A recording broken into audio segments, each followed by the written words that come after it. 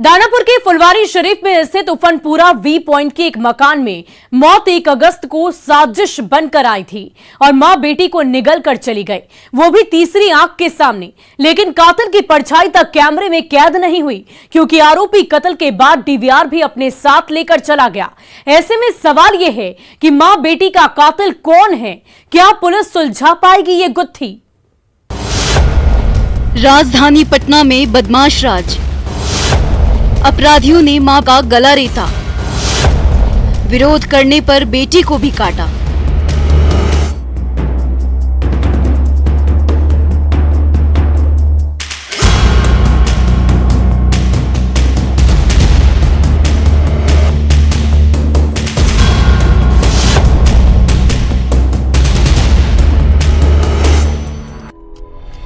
तारीख 1 अगस्त 2022, जिला पटना, जगह उफनपुर वी पॉइंट फुलवारी शरीफ।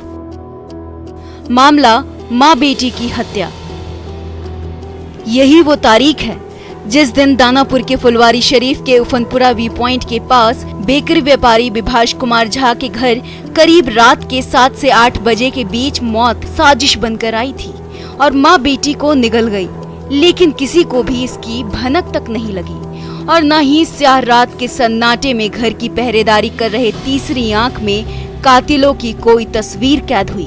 उसके पीछे वजह थी, कातिल ने हत्या के बाद घर में लगे सीसीटीवी कैमरे का डीवीआर निकाल लिया था। यही वजह है कि पुलिस के हाथ कत्ल वाली रात का कोई सुराग हाथ नहीं लगा है, जो पुलिस वाले को चौंका रहा है। जिसके बाद पुलिस ने जांच में एफएसएल टीम की मदद ली है। 2 महिलाओं की हत्या इसी घर में हुआ है और यहाँ पर पुलिस अभी भी पहुँची हुई है। बीते रात की घटना है, तकरीबन 7 से 8 के बीच में जो है कोई ग्राहक बनकर आता है अपराधी और उसके बाद जो है 2 महिलाओं की हत्या कर देता है। घर में कोई नहीं था। उसी दौरान जो है ये घटना घटित हुई और बताया जाता है कि कुछ जो रुपये थे कुछ लूट करके भी ले गए, लेकिन अभी तक स्पष्ट नहीं हो पाया। एफएसएल की टीम घर के अंदर आई, जांच की है। देखिए, घर की इन्हीं सीढ़ियों से चढ़कर मौत पहले तल्ले तक पहुंची थी, जिस फ्लोर पर बेकरी व्यापारी विभाष कुमार झा की पहली पत्नी पूनम कुमारी झा और मानती देवी झा रहती थी। बताया जाता है कि कातिल ग्राहक बनकर घर में धारदार हथियार लेकर दाखिल हुए थे, जिसने पहला वार पूनम की मां मानती देवी झा पर किया, जिससे मानती की मौके पर ही मौत हो गई। मां की चीख सुनकर जब पूनम अपनी मां को बचाने के लिए आई तो कातिल ने पूनम पर भी वार कर दिया, जिससे वो भी जख्मी हो गई। उसके बाद आरोपी घर से फरार हो गया। 1 घंटे बाद जब दूसरा ग्राहक बेकरी लेने के लिए पहुंचा तो देखा कि घर का मेन गेट खुला हुआ है। पूनम खून से लथपथ तड़प रही है।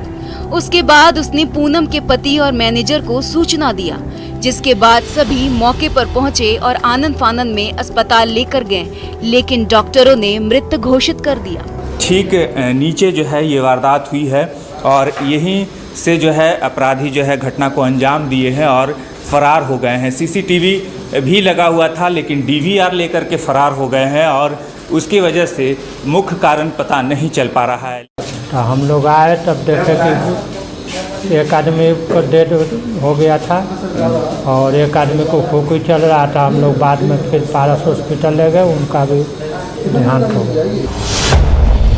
अब सवाल ये है कि कातिल को डीवीआर के बारे में कैसे पता था? क्या माँ बेटी का कातिल कोई करीबी है? क्या अपनों ने ही दोनों की हत्या की साजिश रची है? मृतका पूनम का पति विभाष क्यों चुप्पी साधे हुए है? फिलहाल पुलिस इन सभी सवालों को ध्यान में रखते हुए मामले की तफ्तीश कर रही है और हत्या के पीछे का सच टटोल रही है, ताकि मां बेटी के कत्ल की अनसुलझी गुत्थी को सुलझा सके और कातिल को जेल की सलाखों में पहुंचा सके। लेकिन जिस तरीके से मां बेटी की हत्या हुई है, उससे शक की सुई अपनों की ओर इशारा कर रही है, क्योंकि मां बेटी की हत्या से जिसको फायदा होगा वही ये कदम उठा सकता है। पूनम के पति विभाष ने दूसरी शादी की है, उस एंगल से भी पुलिस तफ्तीश कर रही है। सच्चाई क्या है, खुलासे के बाद ही पता चल पाएगा। लेकिन जिस तरह माँ बेटी की घर में घुसकर हत्या हुई है, वो खौफनाक और खतरनाक है। न्यूज़ 18 के लिए दानापुर से अमरजीत शर्मा के साथ ब्यूरो रिपोर्ट।